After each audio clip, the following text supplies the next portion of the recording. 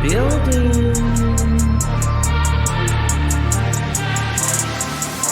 High priestess in the building, didn't let my fears kill me. Transmuted my pain in that cleanse in the rain. Down out, I was worth it and I conquered my demons. I accepted my purpose and the goddess I became. And I think that's where people like, I think a lot of people like astrology, but no one really does the background into astrology, right? No one really looks into that of what karma or Saturn or those placements and the restrictions and why would that be something that I need to learn in this life, or going back to your past life to see, okay, what was this about? What was I supposed to learn about this? So it does irritate me when I see it, because I'm like, yes, karma's here, and there's so many levels of karma. Karma is not just one thing. It's not just reap what you sow. We have past lives coming in, but we also have lessons that we also put on our plate that said, here, and add this shit too.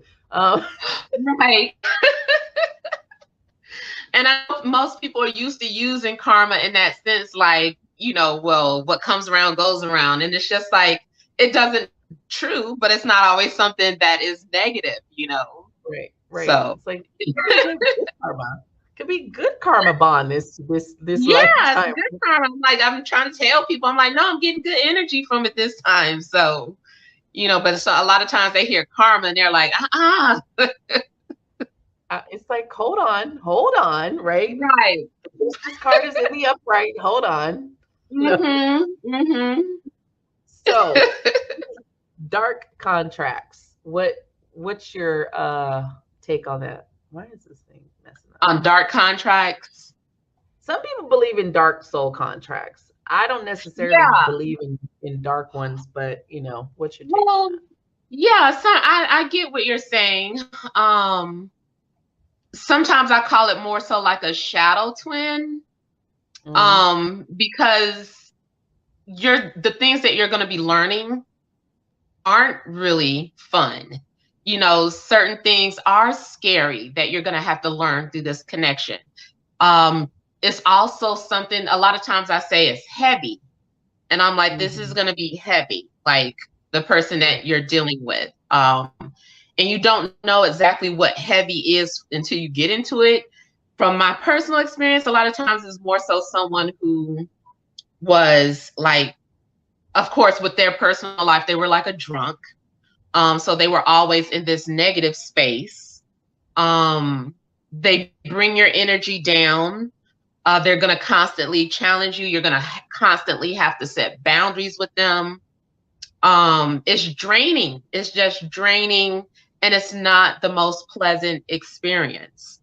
I also feel, though, that it does show you something within yourself. Now, sometimes I do feel that even though it's a dark contract, that these people are somehow displaying something that's within you that's dark. It might be a little small part, but for whatever reason, they're showing you that, hey, this little part exists within you. And sometimes I feel like maybe something has to be extreme to get your attention. And then sometimes I feel like maybe it was just something that happened in a previous life and you're just having the experience so you can know what you put that person through. Because maybe in that previous life, you didn't realize that you were being so horrible. But this lifetime, you get to kind of just see like, oh my God, did I do that to someone? I will never do that again. And then sometimes people are just a lesson to show you, like I said earlier, like what you will never accept. Like you have to understand, you have to have something to compare something to. And you're like, no, I know I asked for this, but I get it. I asked for the wrong things. I should have made it clear, I will never want to be with this again. So I just kind of feel like dark contracts are just that. They're shadow work. You're definitely going to come out a stronger person afterwards. So yeah. Because I feel like a lot of people tend to take that, right? And then it's like, oh my God, I signed up for this and it's abusive. And it's, it's gotten to the point, it's like, okay, we don't know our karma unless you you go into it and kind of, go into different sessions or meditative state or something to access that Mm-hmm. information. So Yeah. I feel like a lot of people just like, oh, they just accept it. Okay, this is my karma. I'm going to go through it. But it's Mm-hmm. like I see a lot of times that's just the excuse to sit in that very whatever it is. Normally, 9 times out of 10, it's like a very abusive situation. Um, Mm-hmm. and Mm-hmm. it's just like, no, I don't, why don't you see first if that's Yeah. the reason, and even after that, looking into karma, once you realize what it is, you don't got to stay. Like, it's not like, oh, well, I got to stay here 10 Mm-hmm. more years Exactly. Yeah. and pay the Yeah. price. And I talk about that too, like, you don't have to, once you realize what the lesson was, you don't have to stay in it. Right. It's so weird. I just feel like I may have only this one particular example of when I felt like I just kind of surrendered to, I guess, my karma with this person is when it ended. Like the next day, I had been fighting it. I already knew the person was horrible. And I was like, I don't want to be with this person. He's horrible. I constantly tried to break it off, but he was always coming back to my house. He wouldn't go away. And at some point, it was kind of like, this is my life, and I just really just believed it. And it was like that next day, it was over. Right. And I was like, maybe I just needed to surrender to, I don't know. I really Yes. don't know, but it was gone and he couldn't come back. He was not allowed back. And I kind of feel like sometimes when people do let people back, maybe their soul isn't finished learning something, but I was done. I knew I was done. It was just a matter of time. So yeah. It was rough. It was rough. I think our ego gets involved though. You know what I mean? Like the Mm-hmm. soul sometimes I think is screaming like, hello, we're done with this. But the ego's like, but what if it changes? Mm-hmm. And then there's Yeah. the fears of being alone. And we know there's a bunch of levels to that, being afraid of just to let Mm-hmm. go and what that looks like, and Yeah.